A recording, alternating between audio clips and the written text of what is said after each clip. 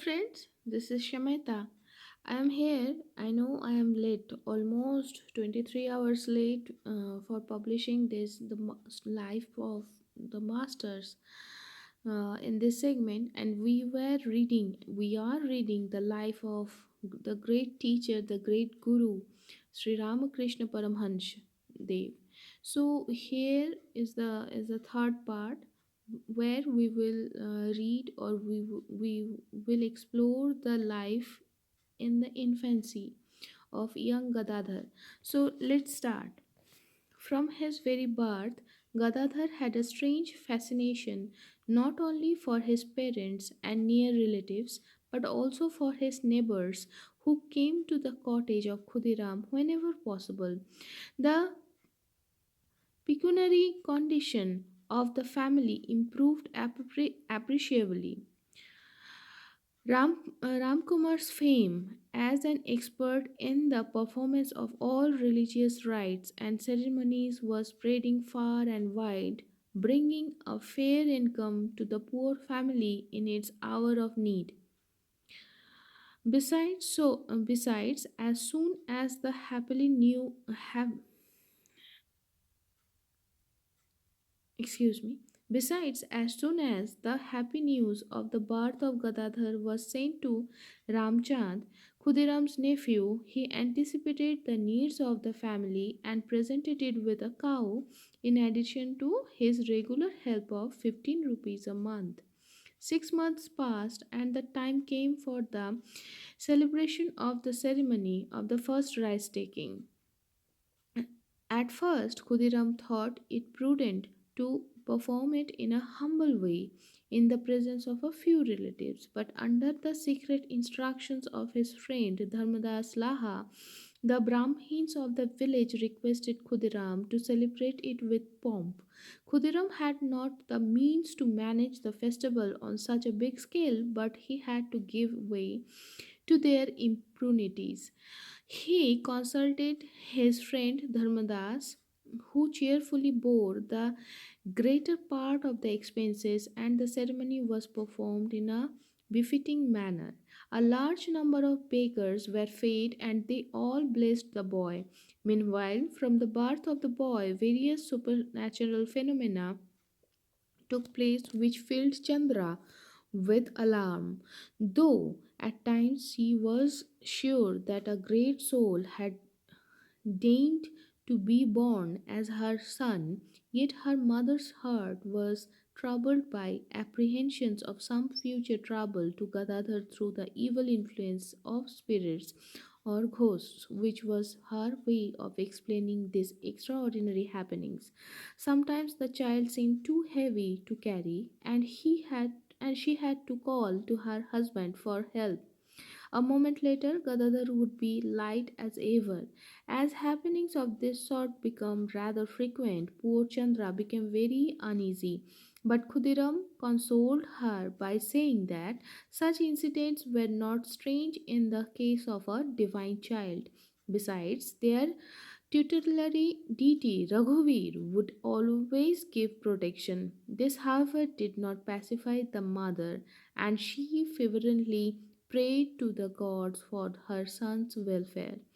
The years rolled on, and in 1839, a daughter named Sarvamangala was added to the family. Gadadhar was now 5 years old. He was a healthy boy of exquisite grace. Khudiram was greatly surprised at his wonderful intelligence and memory even at this early age. The precocious boy learned by heart the names of his ancestors, the hymns to various gods and goddesses, and tales from the great national epics. One hearing was enough. Even after a great lapse of time, he could repeat them. Young as he was, he showed great distaste for certain things, such as the rudiments of mathematics. He was an extremely restless boy, and thinking that school might help him to control this, Khudiram sent him to the village school, where he was soon beloved by both students and teacher. The classes were held in a spacious bungalow belonging to Laha family, which on festive occasions was used for dramatic performances. There were morning and afternoon sessions. Khudiram's peculiar experiences before Gadadhar's birth had convinced him of a future greatness of his boy. From the very beginning, he viewed him as different. The faults inexcusable in ordinary boys were overlooked in this case, and his spirit of waywardness was condoned. But there was a gulf of difference between the childish pranks of Gadadhar and those of others. Generally, when boys are detected in some mischief, they try to excuse themselves and refrain from repetition only through fear of punishment. Gadadhar was different. He freely confessed when caught, but nothing could intimidate him to the point that he would refrain from doing it again did he so desire. Gentle and affectionate pre-assurance, gentle and affectionate persuasions, however, always had their effects upon him and made him yield, and his sweet nature always prevented him from injuring anyone.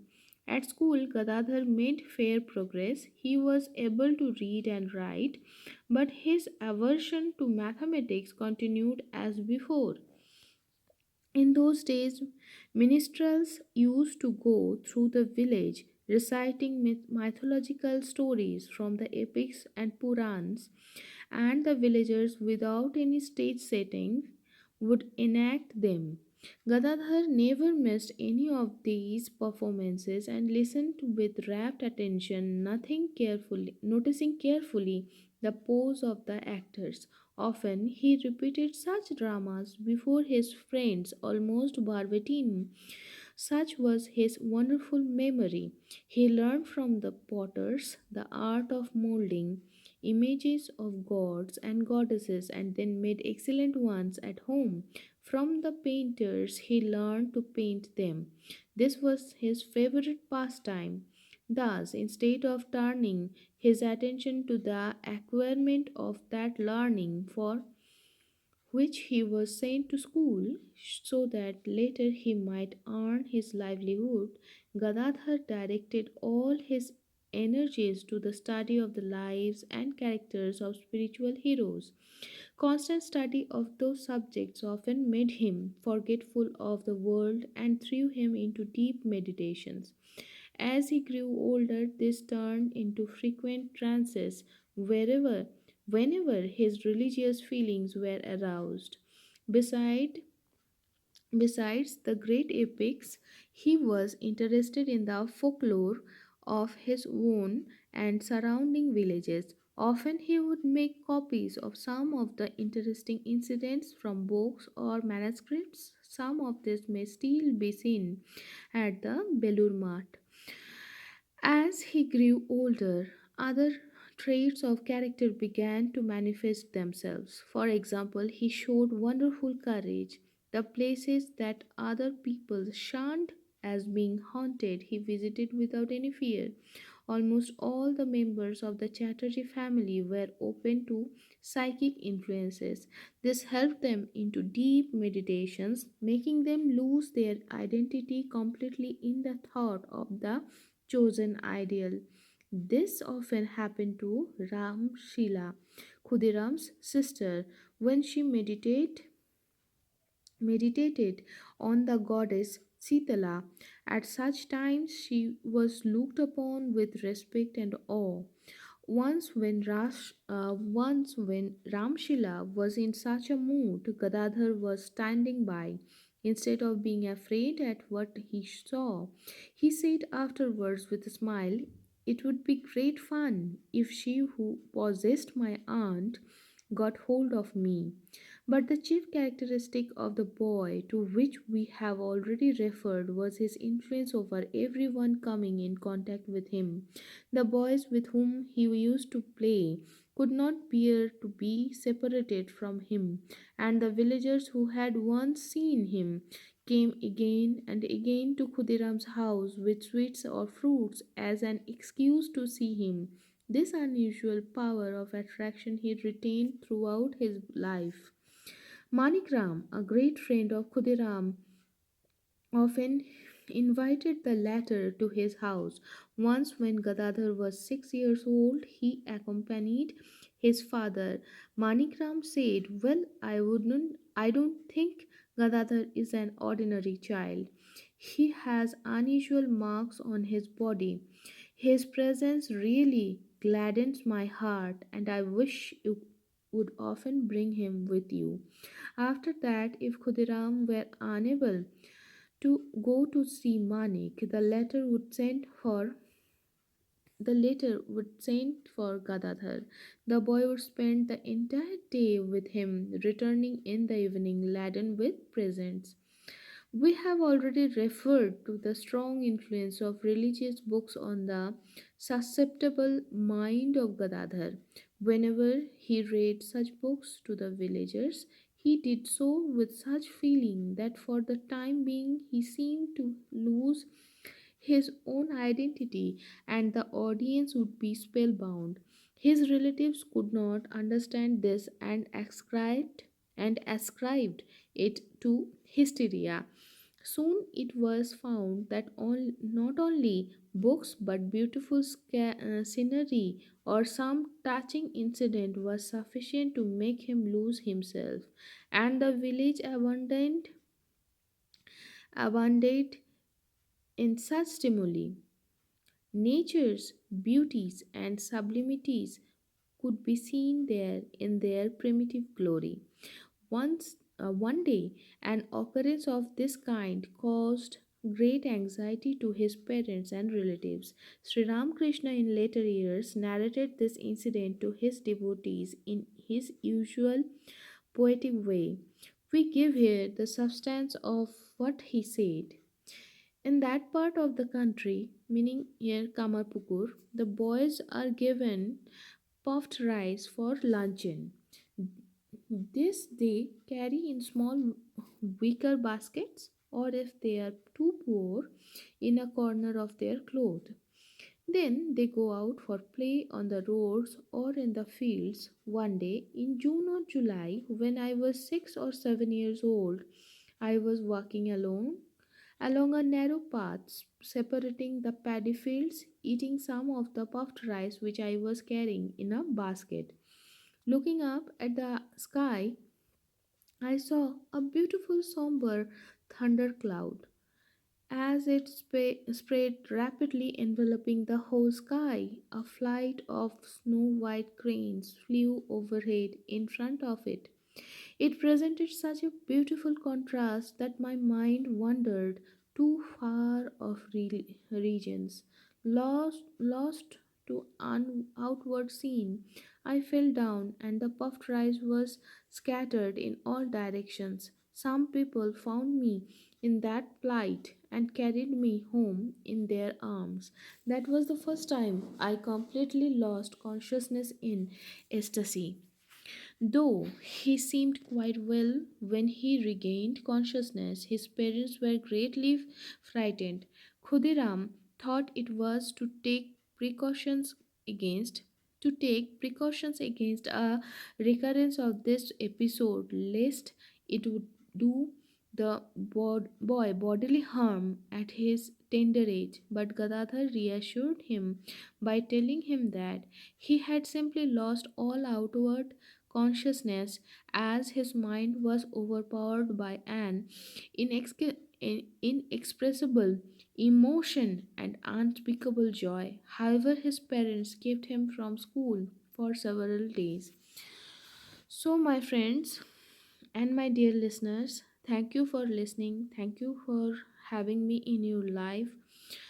And I say yes, I know that I have recorded is 23 hours late, as it was supposed to be published in Friday.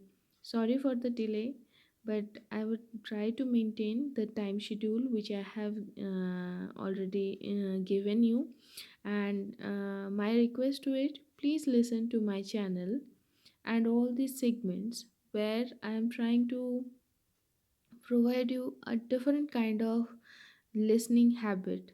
And I hope you will help me to spread it around so that we can prepare a we can set our minds to the nature, to the simplicity of our childhood, to the simplicity of the great lives of these masters. So, we will again meet on Friday on the life of masters with the next part, which will be the boyhood, where we will come to know the boyhood incidents of Sri Ramakrishna Paramhansa Dev. So, friends, for that time being, uh, I beg your pardon and see you soon in the next segment of Saturday segment of Dhrubavani. Tada!